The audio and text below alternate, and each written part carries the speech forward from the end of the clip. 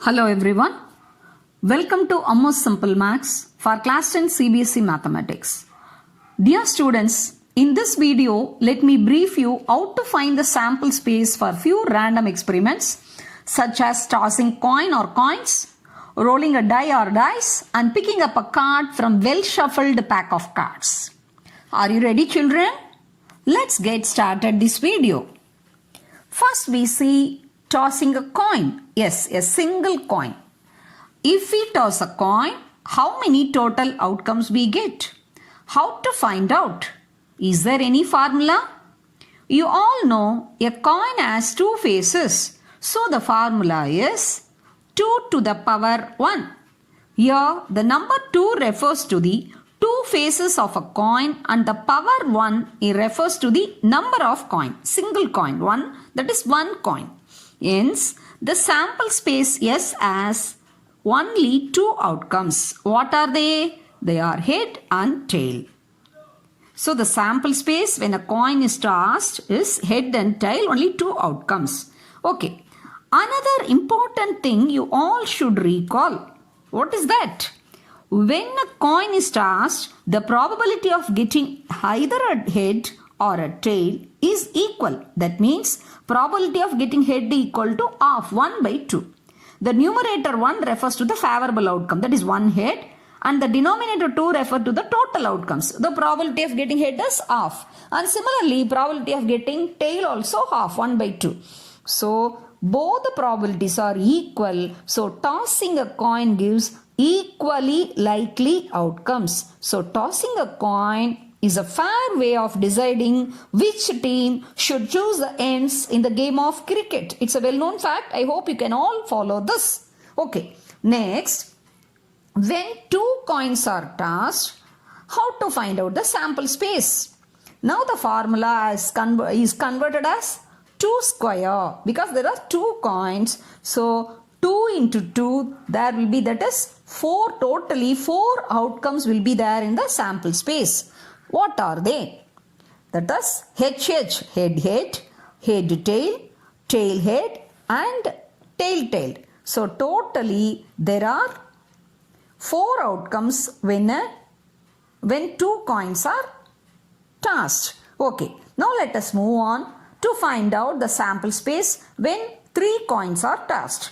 When 3 coins are tossed, the formula will get changed to 2 cube because there are 3 coins. So 2 cube is, you all know 2 into 2 into 2, that gives you 8. 2 cube is 8. So how many outcomes will be there in the sample space? There will be totally 8 outcomes will be there. What are they? HHH. Here H stands for head, T stands for tail. HHT, HTH, HTT, THH, THT, TTH, and the last one, the 8th outcome is all the 3 are T, TTT, tail, tail, tail. Okay. Next, let us move on to the next example, that is rolling a die or dice. Okay. When a single die is thrown, how to find out the sample space? You all know die that has 6 faces because it is in cubical shape. A cube has 6 faces. So the formula is 6 to the power n. Then there is a single die. So that is the formula will be converted as 6 to the power 1. 6 to the power 1 is 6. There are 6 outcomes. What are they? 1, 2, 3, 4, 5 and 6. Okay. Now let us move on. When 2 coins are tossed, that is 2 dice are thrown. A pair of dice thrown simultaneously, what would be the sample space? Okay, a dice has 6 faces, so the formula will be converted as 6 square. What is 6 square? 6 into 6, 36. So in the sample space, there will be 36 outcomes. What are they? In the first row, that will be 1, 1, 1, 2, 1, 3, 1, 4, 1, 5, 1, 6. In the second row, that will be 2, 2, 1, 2, 2, 2, 3 up to 2, 6. In the third row, 3, 1, 3, 2, 3, 3 up to 3, 6. In the fourth row, 4, 1, 4, 2, 4, 3 up to 4, 6. In the fifth row, 5, 1, 5, 2, 5, 3 up to 5, 6. And in the last row, sixth row, it will be 6, 1, 6, 2, 6, 3. And it ends up with 6, 6. So hence totally there are 36 outcomes. Okay. Now shall we move on to the playing cards? Okay. When a well shuffled cards is displayed before you, that is 52 cards, and what are the facts in the playing cards? That's shall we recall now? Okay. Well shuffled pack of cards means there are 52 cards and there are 4 symbols. Each symbol has 13 cards are there. Okay, what are the symbols in the playing cards? There are 4 symbols. One is spade, the other one is club, and the third one is diamond, and fourth one is heart.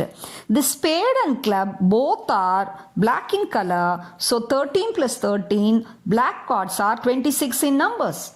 And diamond and heart, they are both 13 plus 13, so together if we sum up there are 26 cards. So red cards are how many in number? There are 26. So black cards also 26 in number, and red cards also 26 in number.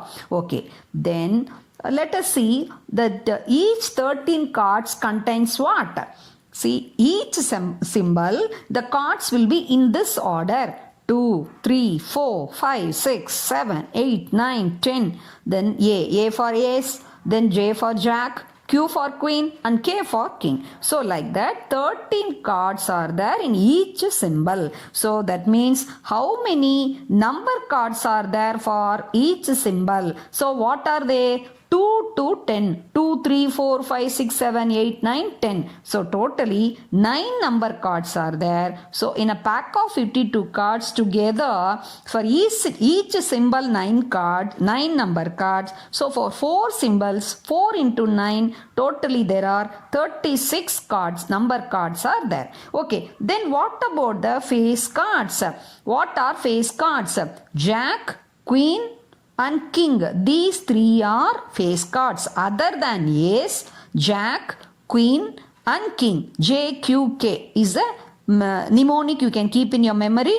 So to remember, to recall the face cards. So each symbol, there are 3 face cards. Here on the display you can see diamond card. So diamond jack, diamond queen, and diamond king. So these 3 are the face cards for the symbol diamond. And similarly for all the other 3 symbols also 3, 3, 3. So together 3 into 4, how many face cards are there?